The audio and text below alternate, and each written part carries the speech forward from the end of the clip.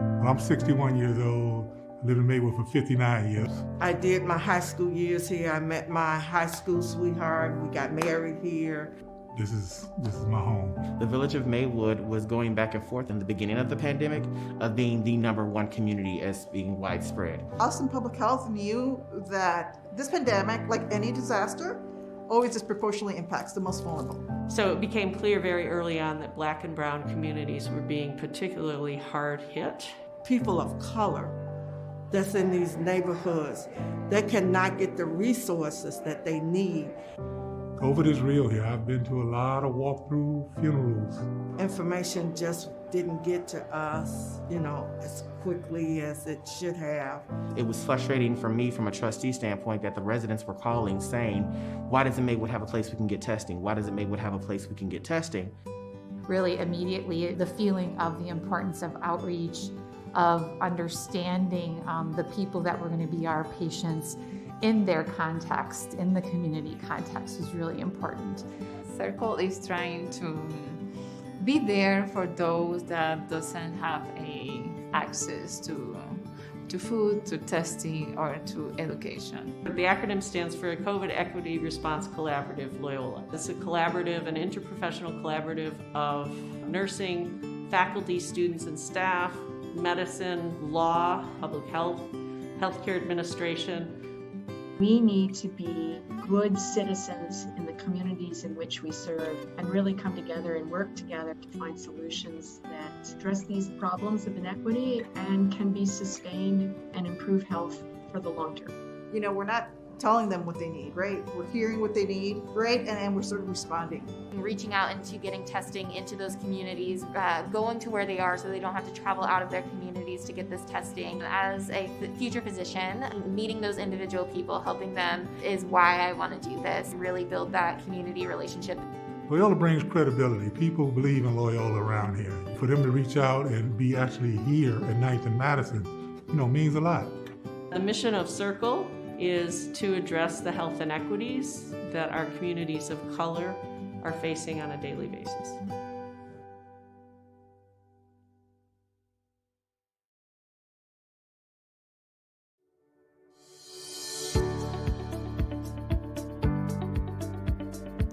During this pandemic, African Americans were 1.4 times more likely to get COVID-19 than white Americans, as well as nearly 4 times more likely to be hospitalized and nearly 3 times more likely to die. Hispanic people were nearly twice as likely to get COVID-19 than white Americans, over 4 times more likely to be hospitalized, and nearly 3 times more likely to die. Of the community members treated at Loyola University Medical Center, 34% of COVID-19 cases in African Americans and 44% of cases in Hispanics progressed to severe infection or death.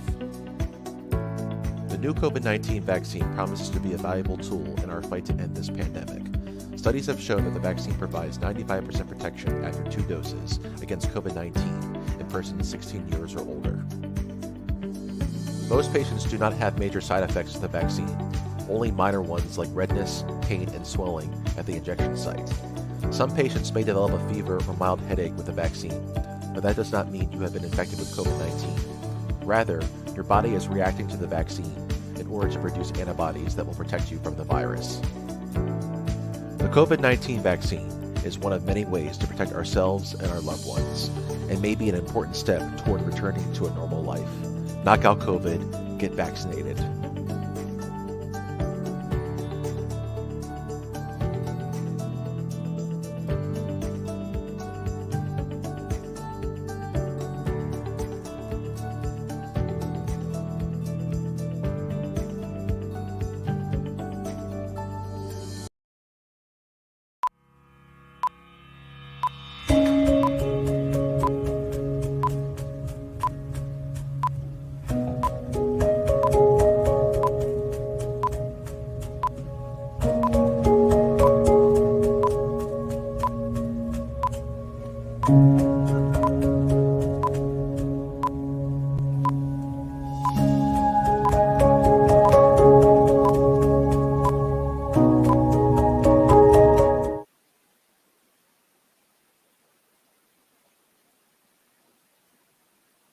Hello.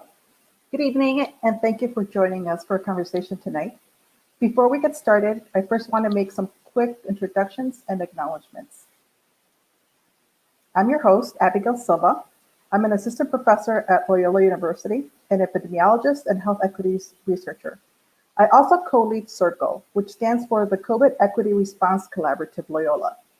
CERCL is a team of public health, medicine, nursing, law, and social work students and professionals working in partnership with community leaders and public health officials to minimize the impact of COVID to those most vulnerable communities in suburban Cook County, particularly Western suburban Cook County.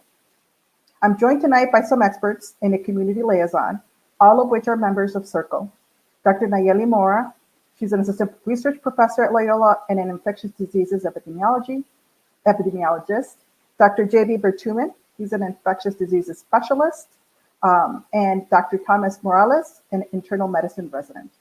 And they're both alums of Loyola University. And Ms. Gwen Haney-Smith, or Smith-Haney, she's our CERCL community liaison. Before I move on, I would also like to acknowledge the Loyola Medicine's COVID-19 Vaccine Confidence Community Advisory Council for their support. As you can see here, the Advisory Council is comprised of various community-based organizations serving suburban Cook County. I also want to thank Camille Brady of the Village Press and CERCL members Evelyn, Madeline, and Sergio for all of their behind-the-scenes work today. So tonight, I'd like to spend the first 30 minutes providing you with an overview of where we are in the current pandemic with regards to cases and vaccination efforts, and also share with you the general differences between the 3 current available vaccines. The final 30 minutes will be spent answering questions from community members, ones that we received from folks that registered for this town hall, or ones who are streaming us tonight and posting some of their questions. So tonight, I would really like to focus on the pandemic as it relates to suburban Cook County, and even more specifically, West Suburban Cook. This graph illustrates why, this particular graph illustrates why I would like to do that. The most recent data shows that the Western Suburban County has experienced the most number of COVID cases per capita than any of the other regions of suburban Cook County. The rate of total cases is very similar to that of the city of Chicago, except for Western Suburban Cook County does not have nearly the same level of resources as the city of Chicago to fight this pandemic. So here's a map that provides a closer look. The areas highlighted in darker blue are those with the highest case rates, and you can see how concentrated the cases are in the Proviso Township area, as well as in communities such as Cicero and Berwyn. This map shows suburban Cook County communities that have been disproportionately impacted by COVID-19 and are uniquely vulnerable to barriers to COVID-19 vaccine uptake. This vulnerability index is based on a combination of factors relating to sociodemographics, epidemiology, occupation, and the cumulative burden of COVID. So again, the areas highlighted in darker blues are those with the highest levels of vulnerability, and many of those areas, again, are in suburban Cook County. Therefore, it may not be surprising that municipalities in Western suburban Cook are faring poorly. This is data based on what has happened in the last 7 days. I included a snapshot of 14 selected municipalities that are located in suburban Cook County. You can see that 10 of the 14 have considerably higher test positivity rates and case rates than the rest of suburban Cook. The figure to the right shows how the 3 worst faring villages have case rates that are 2 times higher than that of the rest of suburban Cook County. So the good news is that we have tools or layers of protection against the novel virus. There are things that we as individuals can be responsible for, such as wearing masks, washing our hands, avoiding crowds, being physically distant. And there are, of course, things that we share responsibility in as members of a community and society, such as getting tested or quarantining or isolating so to not expose others.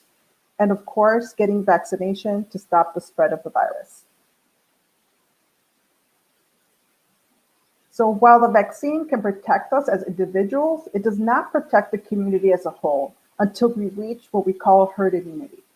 So herd immunity refers to the resistance of a group of people to an attack by a disease to which a large proportion of the members of the group are immune. Herd immunity relies on the idea that if enough people in a community are immune to the disease, then they help interrupt the transmission of the disease to other susceptible, non-immunized people. So in terms of stopping the transmission of COVID-19, experts estimate that herd immunity would require around 80 to 90% of the population to have COVID-19 immunity.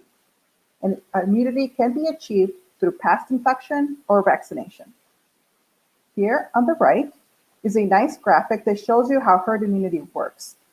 So the purple folks represent non-immunized but healthy people. The yellow are immunized and healthy, whereas the red are non-immunized or sick people. The top population, you see that among the 50 people, no one is immunized, and there are 2 sick, non-immunized folks. What happens over time is that the disease spreads, and now 45 of the 50 people are sick.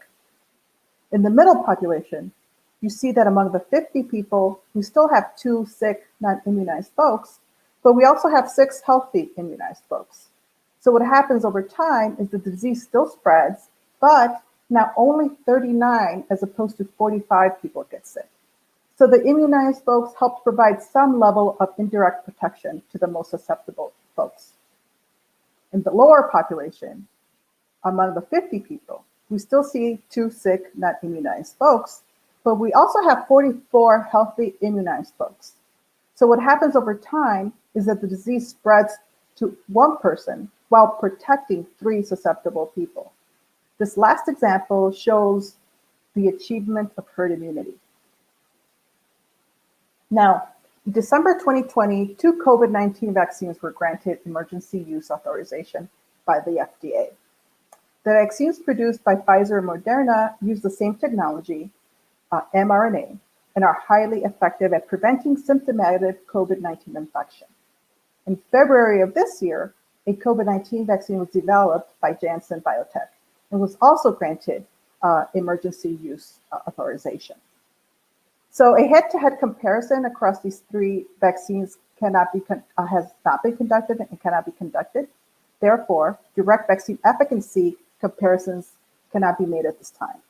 But what we can say is that they are highly effective at preventing symptomatic infection, hospitalization, and death. There are some differences in terms of age limits where a vaccine is given, whether it's given as 1 dose or 2 doses, storage requirements, and such. But again, the key is that to remember is that they are safe and effective vaccines. So a lot of attention has been paid to the side effects of the vaccine. And the reality is that they are not more common or very different from other types of vaccines. Among the most common side effects reported are injection site pain or soreness at that injection site, fatigue, headache, muscle pain, joint pain, fever, nausea. So side effects after your second shot may be more intense than the one you experienced after your first shot. These side effects are normal signs that your body is just building protection and they should go away within a few days. Among the rare side effects are severe allergic reactions, and that has been reported 11 cases per 1 million doses of Pfizer and 2.5 cases per 1 million doses of Moderna. And 70% have occurred within the first 15 minutes of vaccination. That's why when you get vaccinated, you are asked to wait at the vaccination site so that you can be observed for 15 to 30 minutes. So now some folks are worried about how the vaccines were approved, and I want to speak to that a little bit. In a public health emergency, manufacturing and approval of vaccines can be streamlined through an emergency use authorization, or an EUA. An EUA does not affect vaccine safety because it does not impact development, such as research, clinical studies, and the studying of side effects and adverse reactions. Instead, it speeds up manufacturing and administrative processes. In short, under the EUA, testing and production are occurring at the same time, followed then by approval and distribution. This allows the vaccines to get into our arms faster And this is important when hundreds of thousands of people have died in the United States and more than 1 million have been hospitalized. Emergency use authorization plays a critical role in addressing public health emergencies and ending the COVID-19 pandemic. So how are we doing with vaccinations in suburban Cook? Well, according to the Cook County Department of Public Health, 1 in 3 residents have received at least 1 vaccine, and 16% have completed their vaccinations. Now, currently, Cook County is in phase 1B+, which means that it is trying to immunize those aged 65 and older, frontline essential workers, which means people like teachers, those who work in the food and beverage industry, clergy, retail, transportation, and so on, and people with high-risk conditions such as cancer, heart disease, kidney disease, and diabetes. However, it's important to note that as of April 12th, all populations aged 16 and older will be eligible for the vaccine. Therefore, the wait list for the vaccines will likely increase at that time. So I encourage you to register now for the vaccine if you have not already done so. So there are actually more than a few ways to get the vaccine, but this is the most straightforward. You can register online through the Cook County Department of Public Health, and they will assign you a spot at the nearest facility. If you do not have email, you can then call them and make an appointment. If you still need further assistance, we are also here to help you. You can contact us on this number here on the slide, or you can visit our website. Now, if you have already gotten the vaccine, that is great. However, it is also recommended that you still take the usual precautions to protect yourself. Why? First, it actually takes time for the vaccine to kick in. For instance, you won't reach the nearly 95% effectiveness rate until 2 weeks after your second dose of the Pfizer or Moderna vaccine. Second, the vaccines do not provide 100% protection. Although the vaccines are incredibly effective and were nothing short of amazing in terms of turnaround, they only offer 94 to 95% protection. And there's no way to tell who the 5% will be who don't respond to the vaccine and will still be at risk for COVID-19. Third, those who have been vaccinated might be asymptomatic spreaders. The vaccines prevent illness, but more research is needed to determine if the vaccine also prevents transmission. Experts are concerned that vaccinated people can still become infected without symptoms and then spread it to others who may not have been vaccinated yet. Fourth, we still need to protect those with immunocompromised systems and those who cannot be vaccinated. We know that people with chronic medical conditions like heart disease and cancer are at risk for developing a severe case of COVID-19. And since this population wasn't involved in clinical trials, we can't assume that they'll have the same effectiveness rate. And finally, access to the vaccines is still somewhat limited. So even if you want a vaccine and you are not in any of the priority groups, you must wait your turn. And the rollout has been slow, but it's slowly making its way to our communities. And with that, I'd like to thank you. And I'll stop sharing my screen and then invite our experts to help answer any questions that you might have.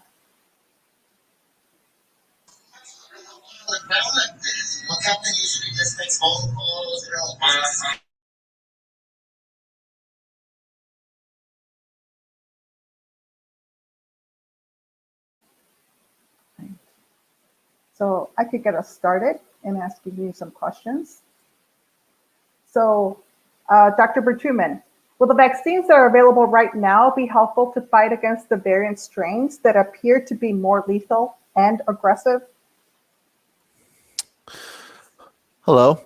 So at this point right now, they're studying the effects of the vaccine against the variant strains. There has been some preliminary data that shows that the at least the two-step vaccines do have some decreased efficacy against a few of the variant strains. I believe the one from South Africa is the one that has the reduced one. That's the one that they've studied so far. But they are in the process of studying the effect of these variant strains along with the various vaccines. So this is a tough one. So why is it so hard to find a vaccine appointment for seniors? I'm going to give this one to Miss Gwen. What has been your experience? Because I know you've been helping a lot of folks in our community trying to get the vaccine. What have been some challenges before, like 2 weeks ago versus now? You could speak to that perhaps. 2 weeks ago, we had a challenge with making phone calls, getting on lines, and appointments being available.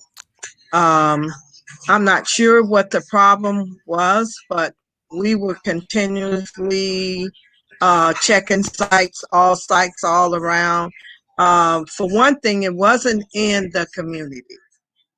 It was outside the community. We were being led to go to different places throughout outside the community instead of in our community. Within the last 2 weeks, we have had a flood of people coming in giving vaccines. So we should be not caught up, but we should be catching up by now with the rest of the state as far as giving the vaccines. And I do actually have a follow-up question to that. How about those who don't have internet? How successful has it been connecting with the phone line? Mm-hmm. The phone line has been, I've heard people say they've been up all night or during the night. I've heard people say try at 12 o'clock at night, they reset it, but it's been a real challenge. And it's been the seniors that they don't have internet, they don't have cell phones, they have a landline, and trying to get through has been murder. But CERCL has been a great help in helping the ones that we can reach. Myself and one of our research assistants that's working with me, we've been trying to reach as many seniors as we could that does not have this access and getting them signed up. And I think we've done a pretty good job in the last 2 weeks. And then we do have someone that posted this on Facebook. So do you know if an additional shot or booster shot will be needed in the future? So I'll give that one to Dr. Mora. Hello, thank you for having me. Yes, it's been said that, when you get the 2 shots, right, you get immunized. As far as we know right now, studies have shown we have 6 months of immunity, meaning that you're protected for this time.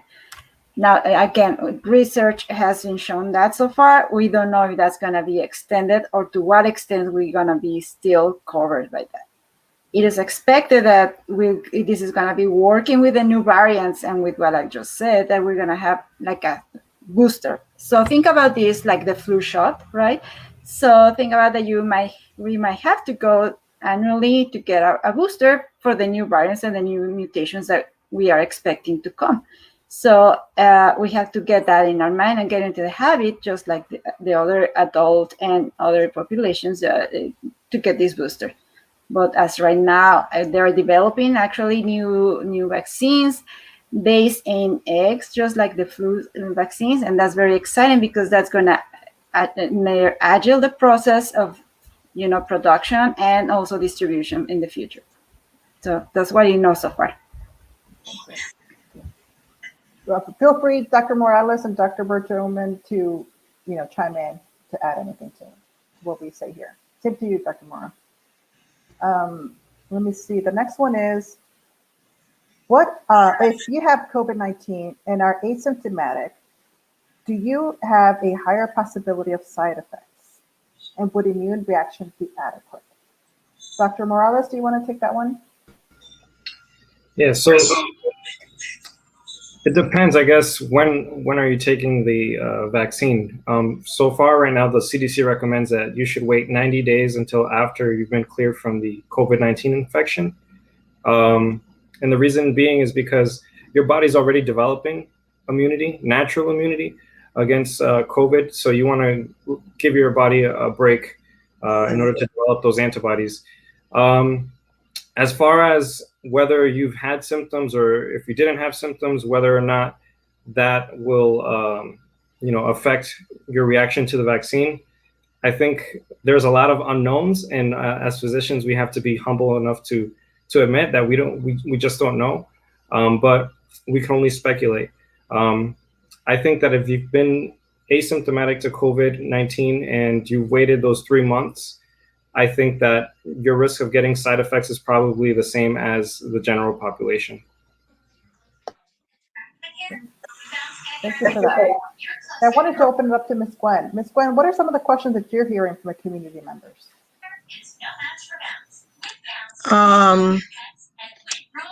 One question that I've gotten is, how safe is it for a pregnant woman? So Dr. Bertuman, you want to take that one?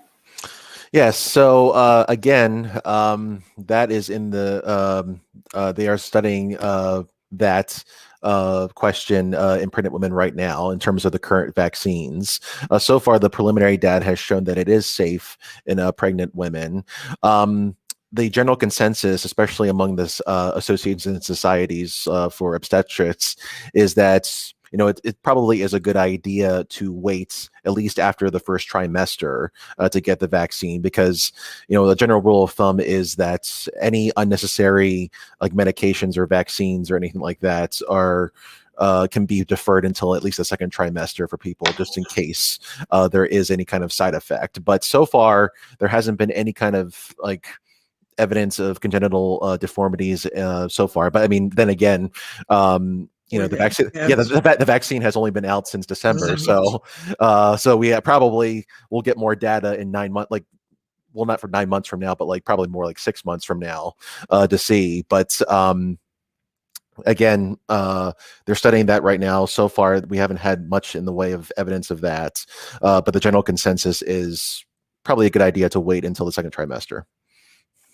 May I add something to that, to what Dr. Bertuman said? So there's been some studies that they just showed, like this week, I was reading that the good news, the bright side of this is if a person has shown that he has COVID or been vaccinated, actually the baby will have some antibodies right after born. And it has been demonstrated actually that in the blood cord, in the umbilical blood cord, there have been antibodies against COVID. So those are great news. Again, those it's there in research in progress, but heading toward the positive side of things.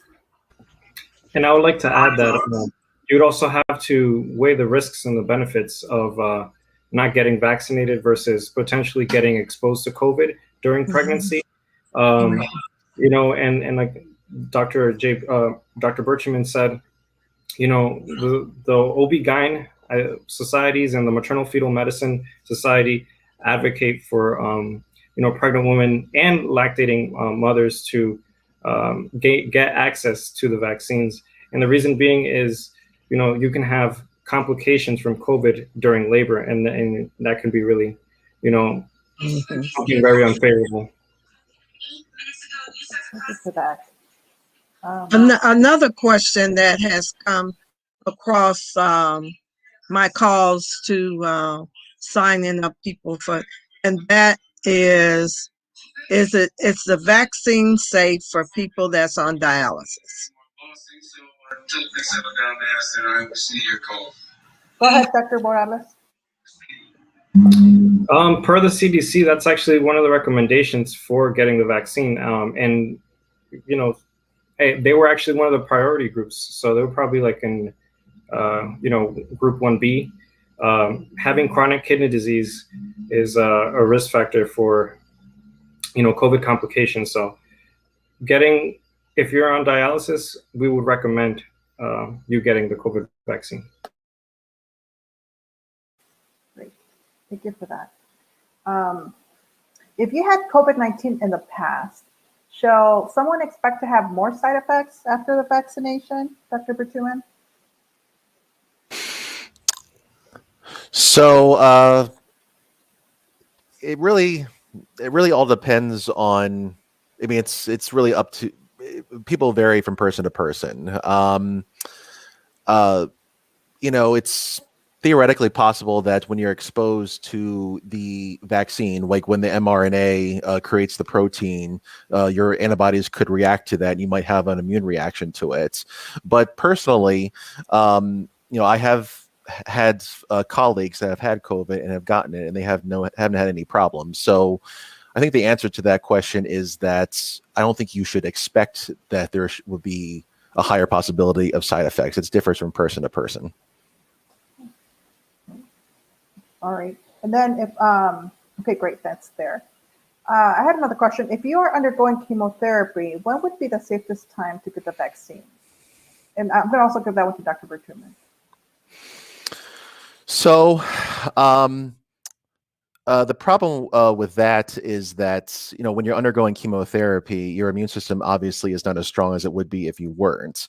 And the problem with that would be that you're not going to mount the same immune response to the vaccine as you would before. So probably at this point right now, the consensus would be, partial protection is better than no protection at all.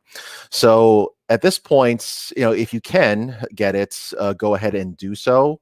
It shouldn't cause actual disease in people. That is one thing that was mentioned in the videos before, is that you don't actually get COVID. You're not being injected with a attenuated or live virus. You're being injected with either a piece of RNA that will become a protein, or you're being injected with something that's basically they're piggybacking onto another virus that the protein is coming in on. So yeah, it would be a good idea to get it, at least to have partial protection.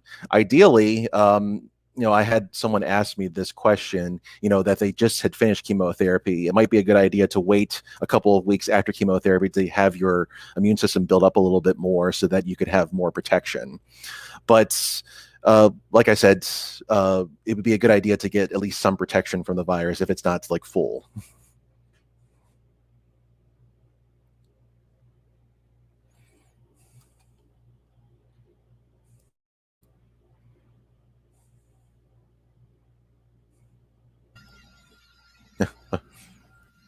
We can't hear you. Sorry about that. So should the people of the faith community take the shot or rely on their faith and prayer?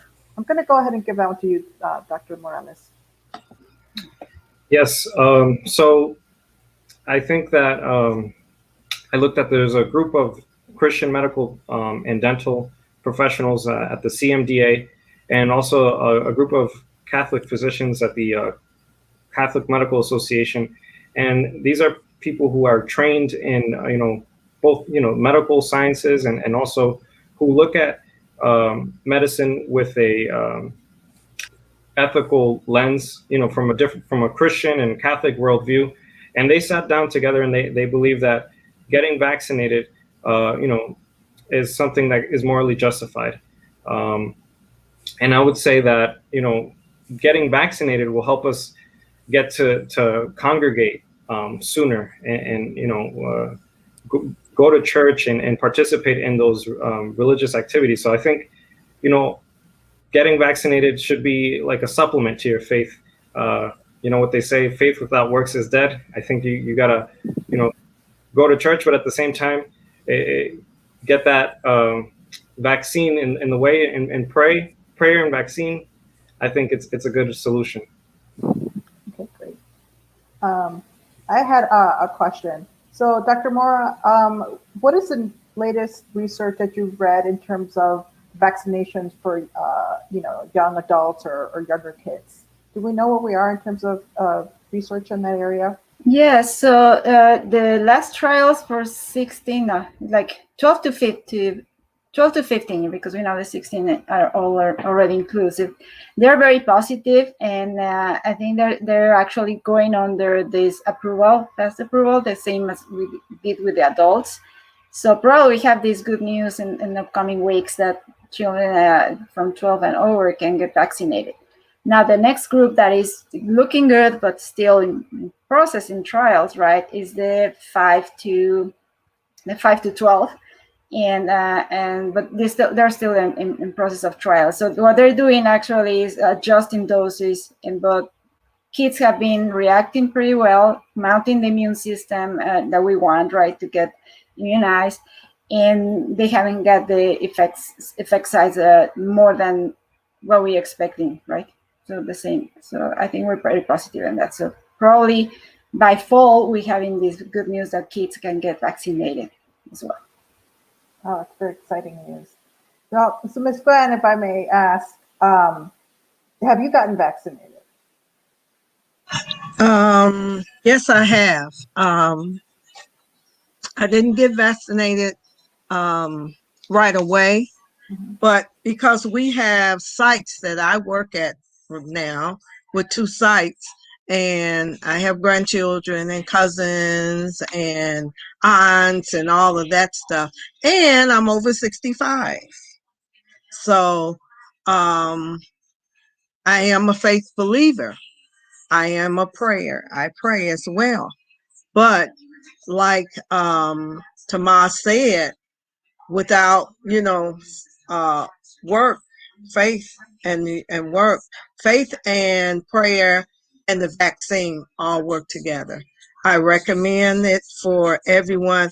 It'll be sooner that we get back to church. We've been out of church for more than a year, and the sooner we get vaccine, the sooner we're back into the building. Yes, we're trying to achieve that herd immunity, right? So that we could try to get back to normal. So there was one question I had. Dr. Bertuman, can you tell us the latest about how these vaccines are going to help protect us against some of those new variants? Is it still worth it to get those vaccines? Oh, absolutely. I mean, I kind of view it as just like with the flu, well, the process about that right now is that they give you the best. It's the best basically educated guess about what's going to be the most prominent strain at the time, and then they make a vaccine for that. And sometimes it's something different, but we still recommend we get the vaccine because number one, it still protects against that particular strain. Number two, it can also provide at least some protection. So in terms of COVID, number one, the main strain that's going around the country just now is the one that the vaccine protects against. Now, we don't know a whole lot of information about the variants that are in the United States right now. They're being tested at this point, but we still recommend that you do it because it still can provide at least some protection against them. We'll have more information as we get more results against of the effect of the vaccine against the variants. But that we still want people to get the vaccine because of those reasons. Okay, that makes sense. Thank you for that. So, Dr. Morrow, this might be a little bit related. So, if someone gets just 1 dose and they're supposed to get 2, will that still offer some protection? Yeah, I didn't say that offer. Let's think about 50% of what we're supposed to be. So it will protect, it's been said that is 50%, let's say, but it will not be the time frame that we want to get immunized, right? And it does not help us to get this herd immunity and the full protection to the risk of having a high, hospitalization or die or all these side effects that we have with this COVID. So the recommendation is if it's a 2-dose vaccine, which is Pfizer and Moderna, get the 2 doses. I would just like to add. Oh, sorry. I would like to add that, and this happened a lot of times. A lot of people have been asking me this. Can I get the 2nd dose after because they get the 1st dose, right? And then a week later, they're probably put their guards down, and then they get infected with COVID. And then they ask me, can I get the 2nd dose? And I'm like, you can't anymore. You're going to have to wait like 90 days. So the reason why I bring this up is because after you get your 1st dose, you should still protect yourself. And even after you get your 2nd dose, don't put your guards down, stay safe, stay smart, and get ready for that 2nd dose. You don't want to be that person that gets infected right before, your 2nd dose appointment comes, because, you want to take advantage of this opportunity. Right. And even after, right? It's just that like Dr. Silva shows this Swiss cheese model, like is another layer of protection at this point. Right. Well, and then to not forget that, 95% protection is still not 100%. So again, you still can't let your guard down, right? And, we could still maybe be able to spread it as well, right? We're still not there yet. I agree with you. All right. So what does the FDA emergency authorization mean? I know I spoke to that a little bit, but does it compromise safety? Who would like to take this question?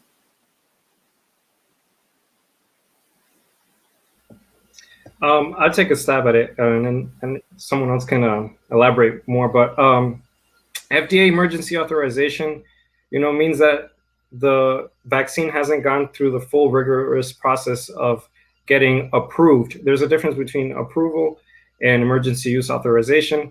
They haven't gone through the whole 100% steps, but it has gone through enough steps for the FDA to say, hey, you know what? We're in an emergency situation right now. We think that this vaccine has more benefits than potential risks. So, that's what it is. We're in an emergency situation. Obviously, this is not the most ideal situation, but this is the best solution that we have at this moment.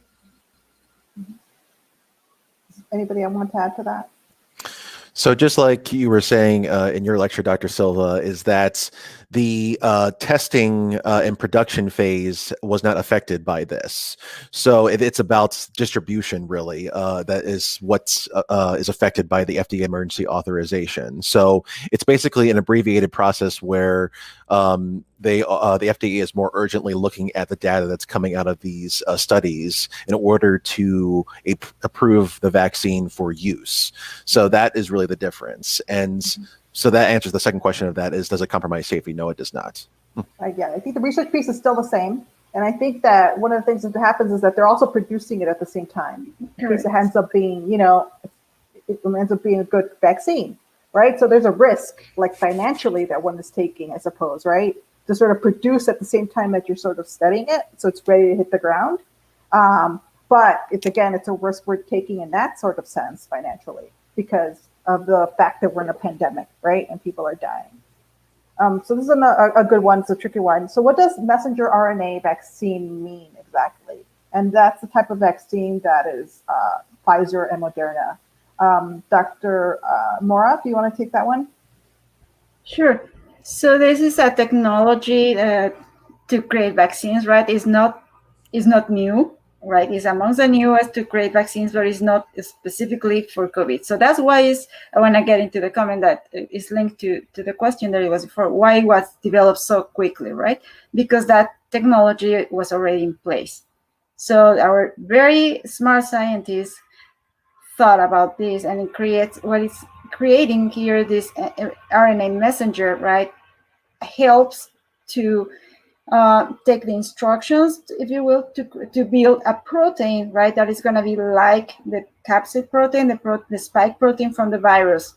And that protein alike is going to help the immune system to recognize it, right? So it's going to say, oh, this is strange. I'm going to build soldiers against that. And therefore, when the actual virus enters your body, you want to recognize the small protein that is very characteristic of the COVID, and therefore fight it and impede that is linked to the cells in our bodies. So there's also, it doesn't get into your DNA, right? It's not going to be part of your cell. It's nothing like that. It's just like the instructions that we're going to give to the body and how to build a protein. So another type of vaccine that is developed with this technology will be hepatitis C. One thing I wanted to mention, kind of getting back to the variants, is that when we say variants, it means that there's some kind of like genetic mutation to the virus that's happened over multiple replications of this virus. Now, some of these, they call them variants, but some of these mutations don't affect the structure of the virus enough to be much different from what's circulating right now. So in that respect, the vaccine would still work against it. What happens is when there's actual mutations within the structure of the spike protein, which is what the vaccine is targeting. So that's where you start seeing possible decreases in efficacy, and that's what they're studying right now. So there have been some studies where, like I said, I believe it's the South African variant, where there has been enough mutations in the spike protein that confer decreased efficacy to the vaccine. Now, they haven't really studied extensively what's going on, like the variants that are actually in the United States. So there's more to come with that information. And another reason why we want to do more in terms of, or we want to continue doing like mask and social distancing, is because you never know if something arrives from other countries into the United States. You want to prevent that from happening and from spreading and multiplying. Thank you for that. We have another question. Can one mix the type of vaccines that they're administered? For example, let's say the first dose is Pfizer and the next one is Moderna, or vice versa. Like, what happens? So you're not supposed to. Right. You're supposed to keep them in the same like family.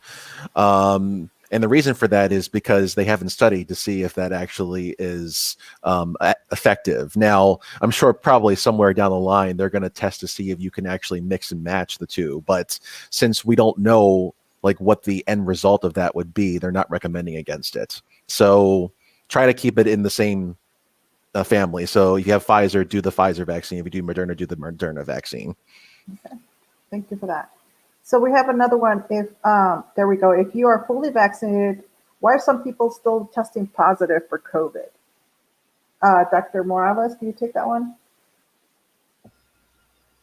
So it could be for various reasons. But let me just start off with saying this, that according to the CDC guidelines, if you've been vaccinated, you don't need to be in quarantine and you don't need to get tested. According to the studies that we're seeing, even if you're positive, the likelihood of you transmitting it to another person appears to be very low, although we don't have the full studies to support that yet, but that's what at least it has been shown in Israel, and I know that they're studying it with some college students as well. I think the only time that you should get tested while fully vaccinated, per the CDC guidelines, is if you have any symptoms. Then you should definitely go get tested for COVID. But again, it could be because the main reason why people are still testing positive is because they're probably not protecting themselves with the masks, and perhaps they're putting their guards down.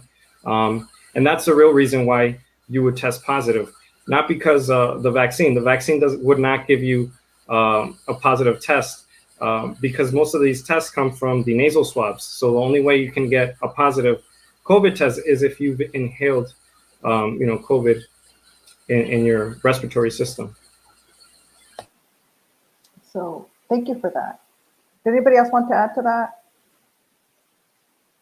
I did want to ask, so we talked a lot about all the research that went into these vaccines, and some people have asked about the representativeness of the people who were part of these studies or these trials.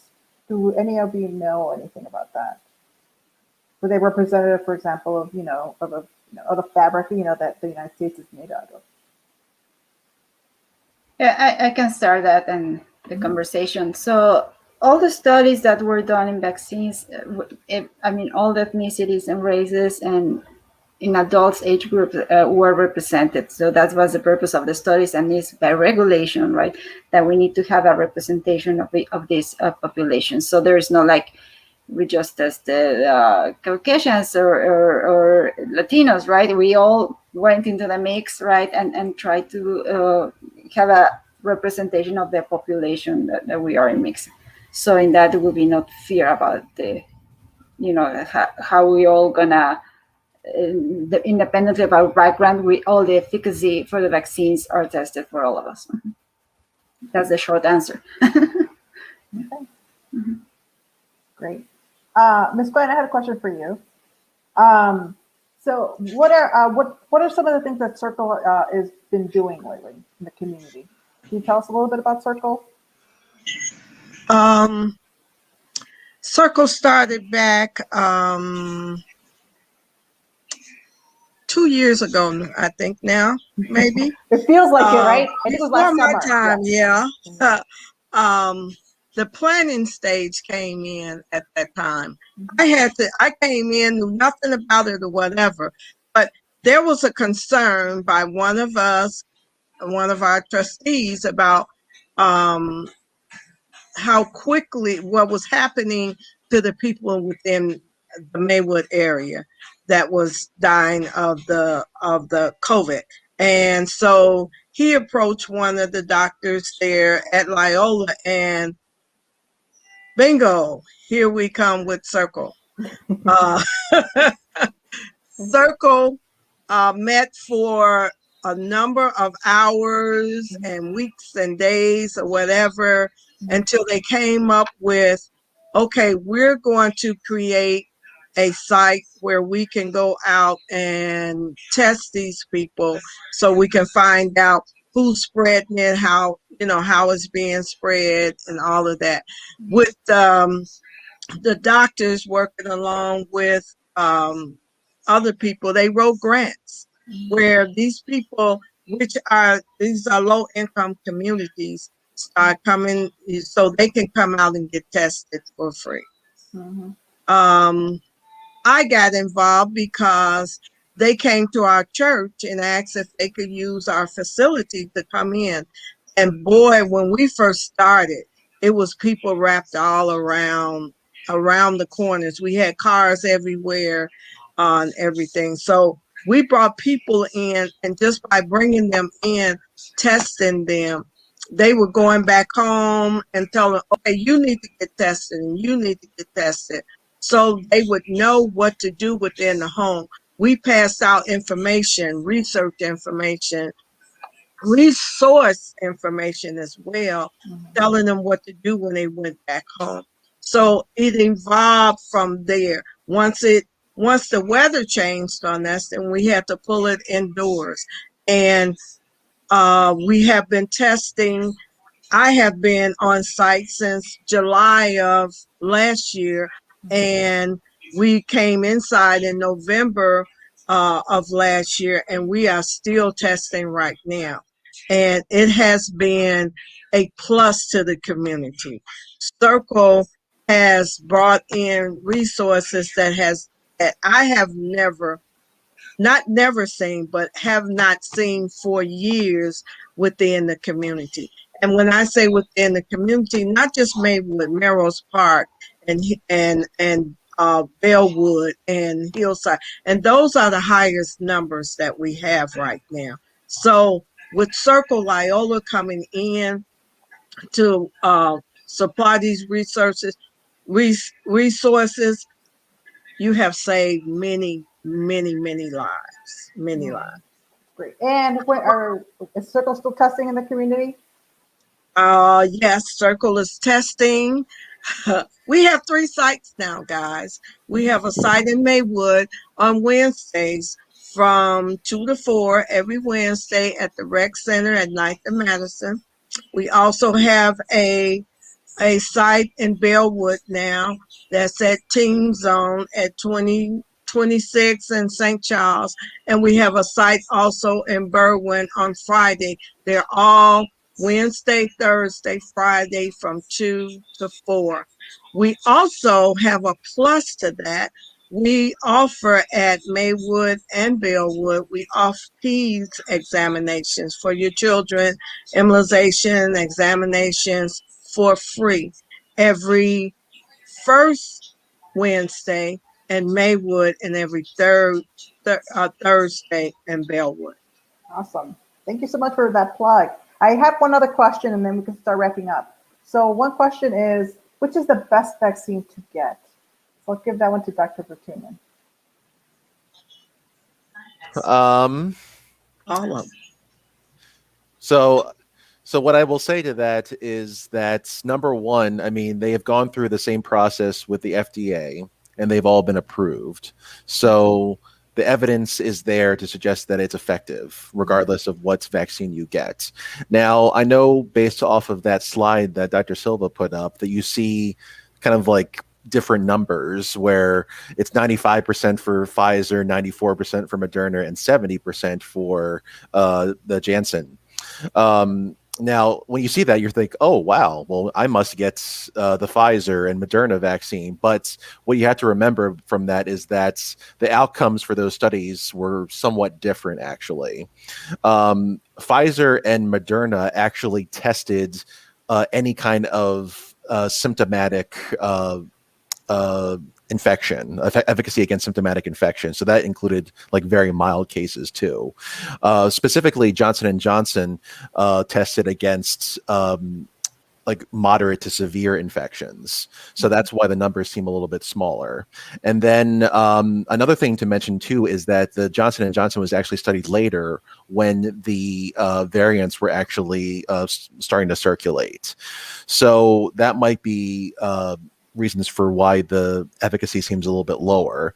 Now, what I'm kind of thinking now is that if you were to study the or study like Pfizer and Moderna, you might see it a little bit lower, like maybe closer to Johnson & Johnson's numbers. But the thing to take away from that is that protection against hospitalization and death are actually very close to each other.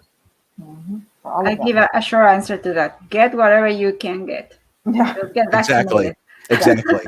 Yeah. Thank you. So I've actually had friends and family ask me that question, and I tell them that, you know, whatever you can get the soonest, go for it. You know, I'm not dismissing all the science behind, but we are in that situation.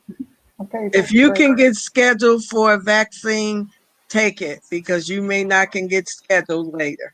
And the lines are only going to get longer since they're opening it up, right, to everybody else very, very soon. So yes, definitely register if you haven't already. So thank you very much for all our experts. I'm so glad you made it here tonight. And thank you to everybody watching us. This will be recorded, and this is being recorded and will be on our website, on our Facebook page as well. So thank you for joining us. Hopefully you'll join us in another 2 weeks where our topic is about staying healthy during the time of COVID. Staying healthy during the time of COVID and beyond. So again, we'll have the same general platform. We'll give you a little bit of information and then open it up for questions and answers. So thank you again for our panelists and for Ms. Glenn, Dr. Morales, Dr. Mora, and Dr. Bertuman. Have a good night, everybody. Thank you. Thank you.